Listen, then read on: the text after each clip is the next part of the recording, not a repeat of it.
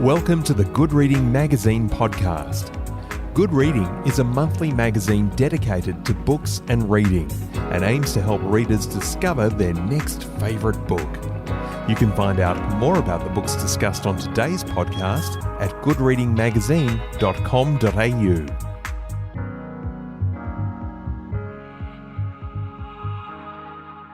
My anger at the wardrobe burned, yet I could do nothing about it for the moment. It was far too large for me to move by myself, and to be truthful, even if I found or hired someone to help me, I wasn't sure that I should. Louis could see it as a sign of mistrust and lack of faith in him, a sign that I didn't believe he was strong enough to dispel the past and the wicked influence of the wardrobe. It would also mean admitting that I believed the piece of furniture was more sinister than I'd made out. My protestations to him about not having it in the house had been made on the basis that it was too large and cumbersome for his study. To admit a deeper reason was to admit that his childhood nightmares and hallucinations about the wardrobe, experiences that had carried into adulthood when he was feverish, were well-founded. This I did not want to do, as Louis had relied on my firm, no foolishness approach to managing them. My position of authority calmed and soothed his troubled mind. Even if I said that I believed the wardrobe was haunted, given its historical significance to Louis's home and family, it would never be taken away or destroyed with their consent. In fact, I suspected my father-in-law, the solid Christian man that he was, would admonish such sentiment and never allow the wardrobe to be removed on principle.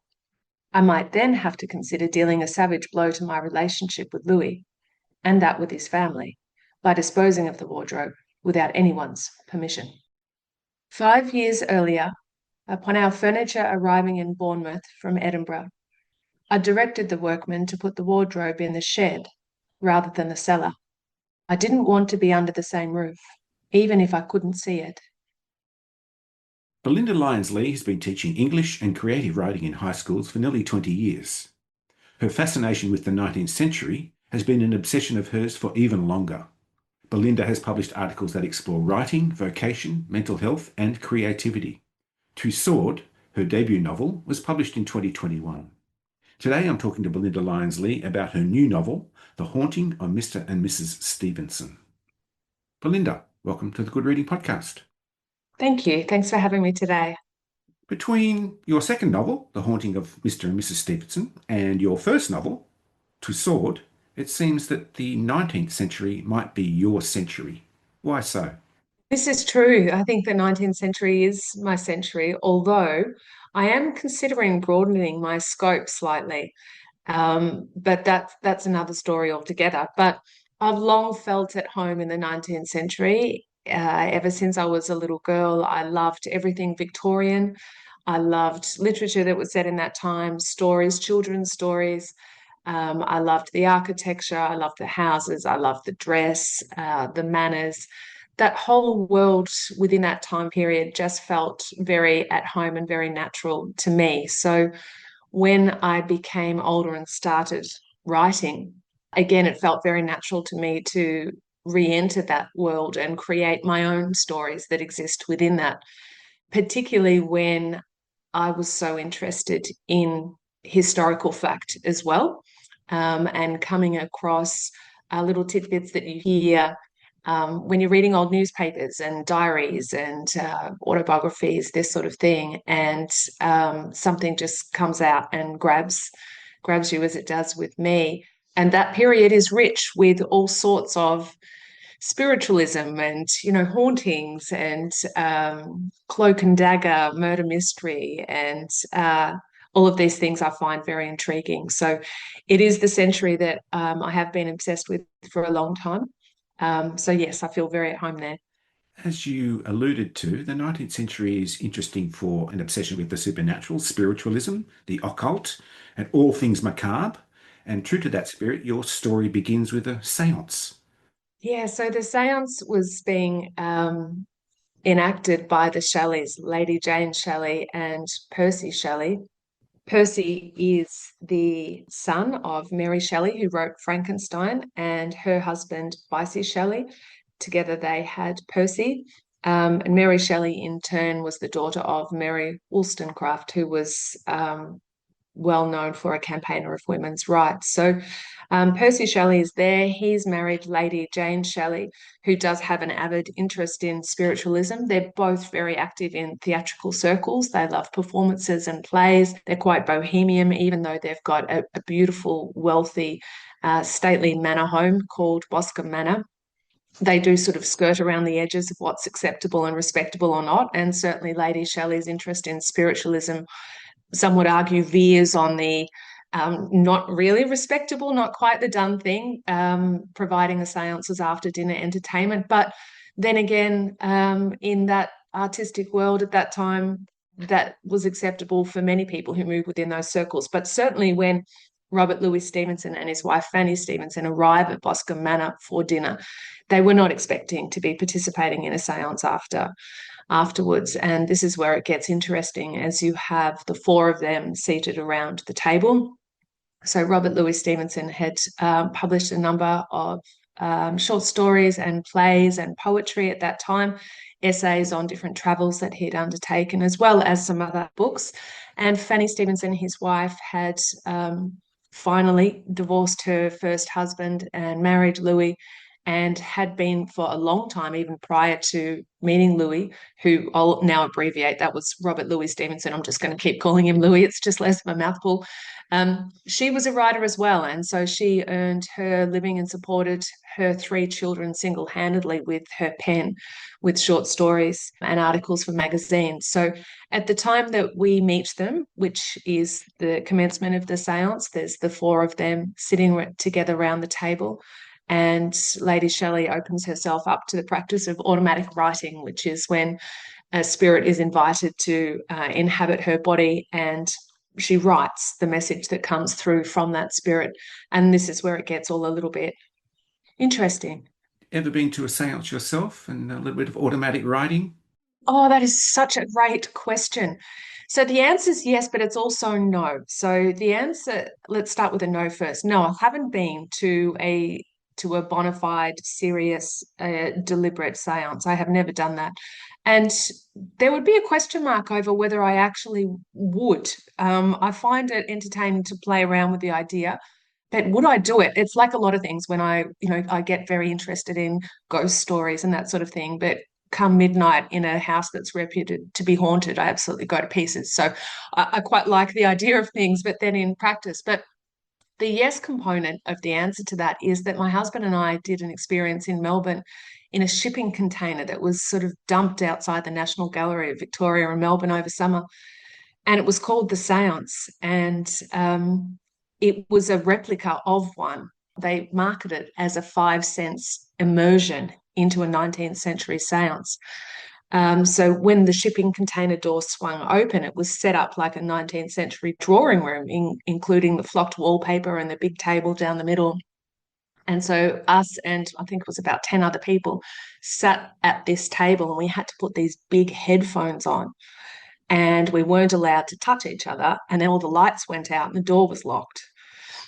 And so the séance began, even though there was nothing actually happening in front of us. We were in the middle of this 19th century séance coming through the earphones. And so there were smells that came out through the walls, there were sounds and vibrations, and it was a very interesting experience. Sounds a little bit too claustrophobic for my tastes. Yes, yes. Frances Matilda Vandergrift Osborne Stevenson, to give her full title. Now, here's an interesting historical figure that we don't necessarily know much about. Tell me about Fanny and how she found her way into the haunting of Mr. and Mrs. Stevenson. Fanny Stevenson was an American woman born in Indiana. She was 10 years older than Robert Louis Stevenson. She was, when she first met him, she was on her third attempt of trying to leave her first husband. He was a gold miner, a chronic philanderer and alcoholic. She had 3 children with him in America, and she spent a large part of that time in her marriage following him up and down through the mountains while he mined, and she was left by herself for long periods of time, which meant a number of things, that she raised the children predominantly by herself without any extra support. It also meant that she was physically facing danger daily, not just from the elements around her in terms of the weather, but also the wildlife, bears as such, as well as having to learn to defend herself against men. And there were plenty of men around who embraced that lifestyle that her husband did. And so the threat was always there for her physical safety as well. As I said, when she met Louis over in France, she was there because it was her third attempt at trying to leave her husband. And she'd taken her children with her. She had an avid interest in painting, as did her oldest daughter. And so they did some training over there. And then sadly, her youngest son, Harvey, who was 8, succumbed to tuberculosis and he died. That was devastating for all 3 of them. So Fanny and her 2 remaining children. And as a result, the doctor said to her she needed to go somewhere to rest, which is why she went to the artist colony in France called Grèce, which sounds like an absolutely beautiful place down by the river and great big tracts of grass and beautiful old buildings. And it was known across the world as being a place where artists of any persuasion could come and stay, whether you were writing, whether you were drawing, painting, composing music, whether poetry was your mode of expression. For Fanny, this was something that she walked into unawares that it had been suggested to her to go there, and she went there willingly. But at the same time, she was unaware that it was sort of a no women sort of a situation that she found herself in.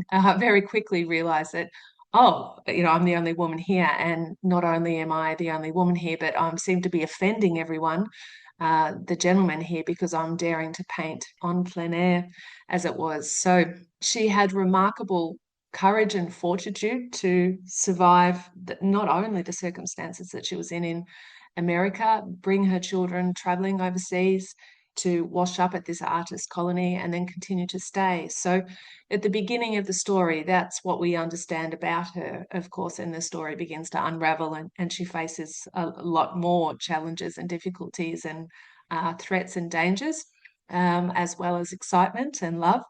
But she was an incredible woman of her time. And she's also the narrator of this story. Why did you place her in that position?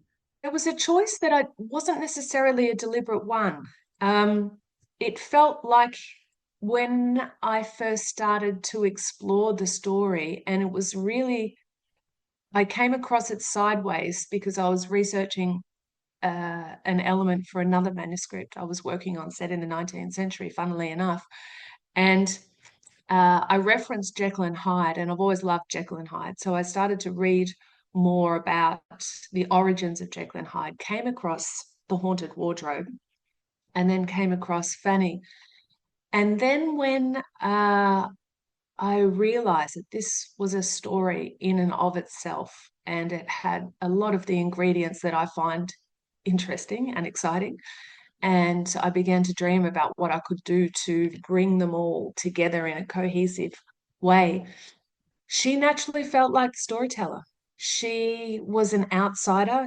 As I said, she was American. She was 10 years older. She was, she carried a revolver with her constantly in America. When she moved over to Paris, when she was in Edinburgh, when she was in London and Bournemouth, she continued to do that. And I just thought, feeling like an outsider within a group of highly intimidating literary figures, like, for instance, the Shelleys.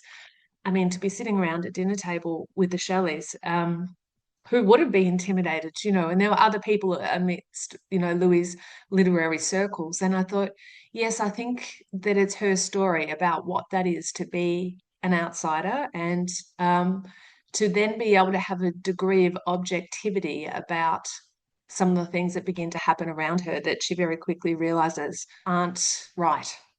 At that séance that we spoke about earlier, it's the voice of Eugene Chantrelle that writes or speaks. What's the connection between the Chantrelles and Louis Stevenson? It's a connection that goes back a number of years. Louis was good friends with Eugene Chantrelle, who was a Frenchman, very articulate, very well mannered, very well groomed, very respectable and dashing in all those boxes that need to be ticked at that time to exist within those sort of echelons of high literary society.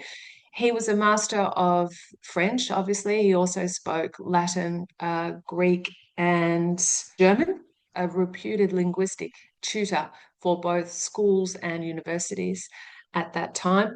He had also undergone a medical degree, although he didn't sit the final exam. He was not bothered by that. That just didn't get in his way of practicing medicine. He had a friendship with Louis within their circles. He was extremely well traveled, and he, within the story, moves back into Edinburgh, and his house is empty of furniture, having had to sell that furniture to pay off his gambling debts. And he asked Louis if there's any furniture that he could possibly lend of his. And Louis gives up his wardrobe. And here we have the wardrobe that in real life, as within the story, Louis insisted was haunted right from his childhood through to his adulthood. And so he surrenders this wardrobe to Eugene Chantrelle, believing that it's haunted, but at the same time, sort of half wanting to jest about it in case anyone made fun of him. Eugene married Elizabeth Chantrelle, who became a good friend of Fanny's. She was 14 when he met her. He used to tutor her at school, and 15 when she became pregnant to him. And they got married as a result. There was a significant age difference, but there was also significant issues within the marriage in terms of the way he treated her. And this becomes evident throughout the story. And this is something that rankles Fanny when she sees this marriage for what it is, and is able to sort of lift the veneer on that and challenge that to some degree. Circling back around to the séance, it's Eugene who speaks through Lady Jane Shelley unexpectedly and has a message for Louis. And this message for Louis causes deep distress for Louis and Fanny, because Eugene had died a number of years ago in circumstances that were, again, I'll use that word, very distressing. And to hear from him again from beyond the grave caused both Louis and Fanny to spiral into a whole reevaluation of what had happened to them in their time in Edinburgh and exactly what had happened with Eugene in the first place. This wardrobe, it functions almost like another character in the book and a Stevenson family heirloom, but it has a very strange and macabre background. Yes, it does. And Louis' belief that it was haunted, I would so dearly love to hear him talk about that in real life, because it wasn't just one entity that he felt, that it was more than one. And so that in itself is very interesting. And you're right when you say it was a family heirloom. It sits today in the Edinburgh Writing Museum. So anyone can go in there and have a look at it in real life, as I have done so. And there's some great photos of it online as well. But the wardrobe itself, it's not ornate, it's quite plain. And this, as well, is part of its charm, I think. It was made by Deacon Brodie a century or so earlier. And Deacon Brodie was an infamous Scottish criminal of the old town in Edinburgh. He was a cabinet maker and so highly skilled. All of his work was very valued and esteemed, so much so that he was made head of the guild at the time, and styled himself as being quite a political figure within that society at that time. So unbeknownst to everyone else, though, while he was busy making cabinets in people's homes and doing wardrobes and chests of drawers and these sort of things, when his clients gave him the keys to their home and said, yep, you can go in there and work while I'm not home, etc., we trust you, he was making copies of those keys and then coming back to their house at a later date when he knew they went home, absolutely robbing them blind, as the saying goes. And then with the proceeds of selling off all of those goods and objects that he'd stolen, he would put on these lavish dinner parties and invite those very same people to dine at his table and share the food that he'd bought with the proceeds of selling their belongings. So he was also tied up in a number of more sinister, in terms of violence on other people, murders, blackmail. He was into a lot of things in the cover of Nighttime. But again, he made the wardrobe of Louis, and there is a suggestion that something of himself went into that wardrobe in its making. Talking about Deacon Brodie, it seems that that figure may well have been the genesis for Dr. Jekyll and Mr. Hyde. Deacon Brodie is one of the main influences, historical figures that helped shape the character of Dr. Jekyll and Mr. Hyde. This idea that by day he was this upstanding, respectable citizen, but by night he literally changed his clothes and turned into this sinister criminal with a completely different personality who managed to deceive everyone and hide who he really was. So we have Deacon Brodie as a major influence. We have the wardrobe itself as an influence on Robert, and his belief that it talked to him and whispered to him and spoke over him while he was sleeping and said all sorts of dark things. We have the influence of Robert's nursemaid growing up, Cummy, who he absolutely adored and has written the most beautiful letters and dedications to, which are just so moving to read.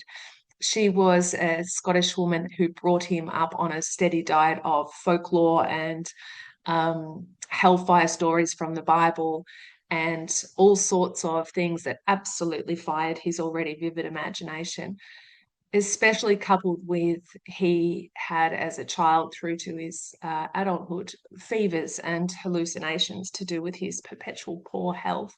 And then lastly, in this period where he actually did write Jekyll and Hyde, he was undergoing treatment with a new drug, ergotine, which brought with it a whole slew of side effects, and one of them being hallucinations. So all of these things coalesce, and we can look at those and say they had an influence on shaping the story and the character of Jekyll and Hyde.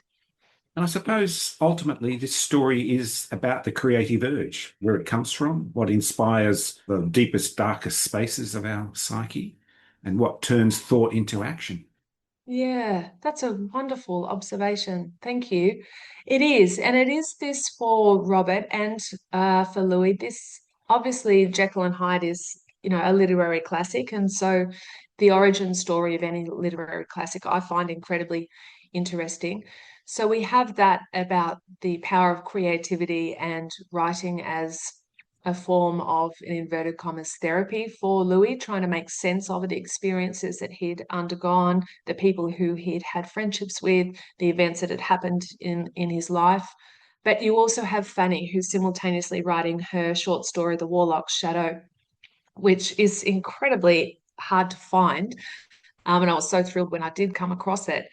And her story, The Warlock's Shadow, really encapsulates her working out and playing around with the idea of a woman finding her own power through overcoming this evil warlock who's materializes in her bedroom and is intent on harming her.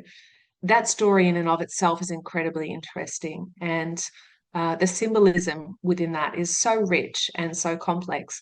And so when you have both of these stories of Jekyll and Hyde and Fanny's The Warlock's Shadow sitting there in parallel, it's interesting that these two highly creative people have come together with such obvious differences in cultural backgrounds and age and all sorts of things, but yet both of them are using writing as the medium to explore who they are and their place in the world and what's happened to them and what does it mean to be human and the human condition. I find that relationship just remarkable. Belinda, thanks so much for shining a light on the darker spaces of the 19th century, and thank you for joining me on the Good Reading Podcast. It's an absolute pleasure. Thank you for having me. I've been talking to Belinda Lyons Lee about her new book, The Haunting of Mr. and Mrs. Stevenson. It's published by Transit Lounge, and you can find it at goodreadingmagazine.com.au. My name's Greg Dobbs, and thanks for listening. Subscribe to Good Reading print and online magazine at goodreadingmagazine.com.au.